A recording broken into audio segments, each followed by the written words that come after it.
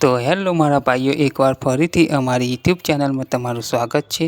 તો મિત્રો, આપણે આજે વાત કરવાના છે કે આ બેને એક જોરદાર ગીત ગાયું છે, સાહેબો રે ગોવાળિયો।